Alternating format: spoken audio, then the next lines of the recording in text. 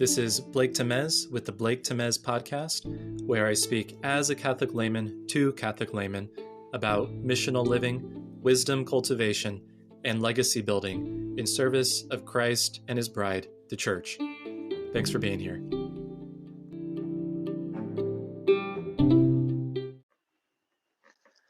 I'm going to return to the practice of looking at a card in my Zettelkasten for a lead on where to begin my reflection for today. And so I'm looking at this this card that I recorded the note on from some research that I was doing on memory and neuron pathways. And on it I have that scientists posit the storage of memories in different parts of the brain, some examples being the hippocampus and the cerebral cortex, depending on the kind of content they contain and how frequently they have been retrieved. And I made a note for myself to consider Bessel van der Kolk's work for more on how memory can be stored beyond the brain and other parts of the nervous system throughout the body. Now,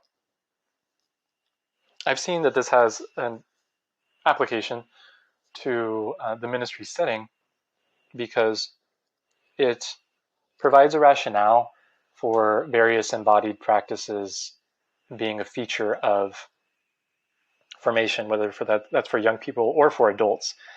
I think that in the context of youth ministry, there's a lot of opportunities because there's an openness to evangelization in the youth context, but there's also an openness to things like games and outdoor activities and all of those types of things that is not oftentimes present when programming events for adults, as if the games and the outdoor time and all of that was like for kids, right? Or as if it was just childish, or as if we had it as part of youth retreats just because they were more entertaining, right? And they were less likely to get bored by moving around and by spending time outside. And I think that that's missing. It's missing the point. You can look at embodied activities like movement-oriented games or time outside from the perspective of entertainment, sure. But there's real impact in youth-focused events that include those elements because they're good for everyone. You know, they have this relationship to human nature related to what I was reading about in the card, about like memory and how our entire bodies, you know, not just our brains, are implicated in how we store and retrieve and consolidate memories. So there is good reason, whether you're working with young adults or adults, not just teens or younger, to include different kind of activities and outdoor experiences and opportunities for like movement, you know, in your programming for your retreats or for your small groups or whatever it is. You know, as some ideas, this can take the place of, you know, like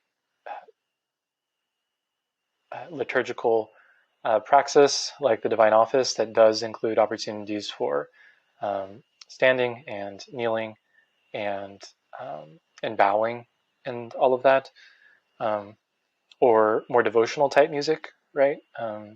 That is not proper to the liturgy, but that can have really moving and powerful lyrics that people may be open to standing up while they're singing it or extending their arms or whatever it is, and that being powerful too. And,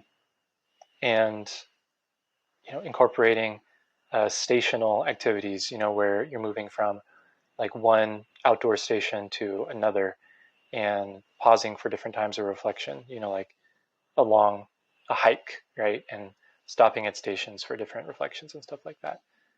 And yeah, so those are just some ideas. Getting a little bit distracted because of some background noise in my home, but let me leave it there for now, keeping in mind that, again, the whole body, you know, is involved in in our learning processes and in our memory.